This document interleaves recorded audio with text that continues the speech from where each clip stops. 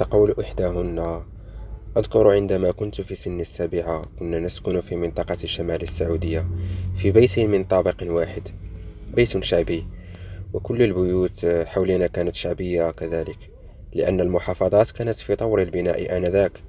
المهم، كان لي أختان أكبر مني سنا وواحدة أصغر مني.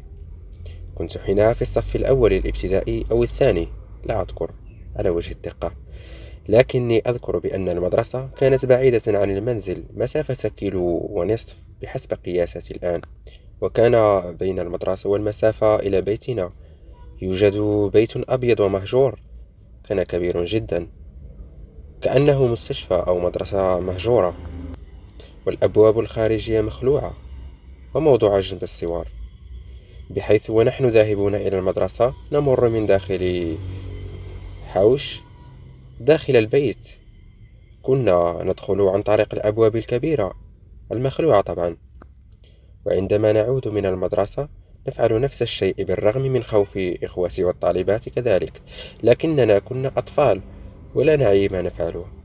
لكن في يوم ونحن عائدين من المدرسة أصرت أختي الكبرى على رؤية ما يحتويه ذلك البيت المهجور من الداخل، وكان عبارة عن غرف كثيرة أظنها كانت فصول، لأن أختي قالت إنها رأت طاولات وكراسي مبعثرة داخلها، وكان بعض تلك الفصول مغلق، فدفع الفضول أختي إلى اختلاس النظر إلى إحدى تلك الغرف المغلقة من خلال نافذة وخرم المفاتيح، ورأت شيئا ما يتحرك في الداخل، كأن أحدا يقترب من الباب ليفتح. أذكر أنها صرخت فجأة، صرخت مدوية وأتت إلينا تركض تطلب منا الهرب، وبدأ الجميع يركض وأنا أركض خلفهم وأبكي، فهم أكبر مني وسبقوني بأشواط. بعد تلك الحادثة بأسبوع أو أقل، عندما يؤذن المغرب بالتحديد، وعندما تكون أمي تصلي ونحن نلعب بالشارع، كان يمر رجل بهيئة شيخ كبير السن يرتدي ثوب غامق وفوقه جاكيت لمدة أسبوع، وهو يمر من نفس المكان وبنفس التوقيت وكأنه يتربص فرصة.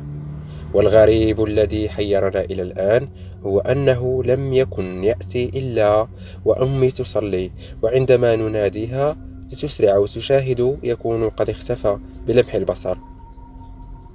آخر مرة شاهدناها فيها كانت أمي تصلي ونحن كالعادة نلعب في الخارج، ومعنا أخي الأصغر وكان عمره بحدود 2 سنين. الرجل أتى يمشي نحونا، تركنا كلنا وذهب مباشرة نحو أختي، ونحن نصرخ ونبكي وننادي على أمي. أمسك بعنقها وكأنه يريد خنقها، وكان يلتفت إلى أختي التي هي أكبرنا، لكن عندما سمع أمي قادمة ترك أختي وأسرع بالمشي إلى أن اختفى بطريقة أسرع من البرق.